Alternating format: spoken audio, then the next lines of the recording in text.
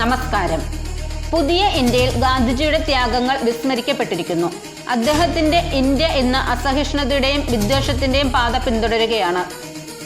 ഗാന്ധിജിയെ കൊല ചെയ്ത ആളെ ഇന്ന് ആദരിക്കപ്പെടുന്നു എന്നും ജില്ലാ പഞ്ചായത്ത് പ്രസിഡന്റ് മനോജ് മുത്തേടൻ പറഞ്ഞു. കോതമംഗലം ബ്ലോക്ക് കോൺഗ്രസ് കമ്മിറ്റിയുടെ നേതൃത്വത്തിൽ നടത്തിയ ഗാന്ധിജി അനുസ്മരണ സമ്മേളനം ഉദ്ഘാടനം ചെയ്ത് സംസാരിക്കുകയായിരുന്നു അദ്ദേഹം. ബ്ലോക്ക് പ്രസിഡന്റ് ഷമീർ പനക്കൽ അധ്യക്ഷത വഹിച്ചു.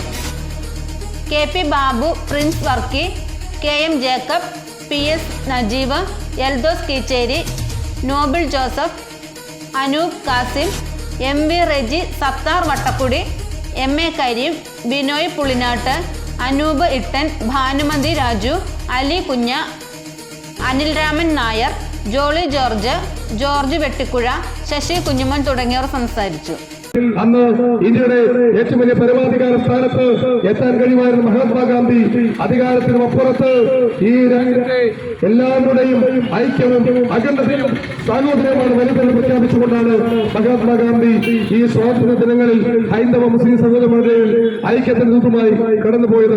മഹാത്മാഗാന്ധി ലോകത്തിന് മുമ്പിൽ ഒരുപാട് ദർശനങ്ങൾ വഴികാട്ടിയായി മുന്നോട്ട് പോകുമ്പോൾ ആ മഹാത്മാഗാന്ധിയുടെ ദർശനങ്ങളെ ഈ രാജ്യത്തിന്റെ മതേതര ജനാധിപത്യ മൂല്യങ്ങളെ ഉൾക്കൊള്ളാൻ കഴിയാത്ത സംഘപരിവാർ ഭീകരവാദികൾ മഹാത്മാഗാന്ധിയെ തീർക്കാൻ അദ്ദേഹത്തെ ഇല്ലാതാക്കാൻ തീരുമാനിച്ചുകൊണ്ടാണ് മുന്നോട്ട് പോയത്.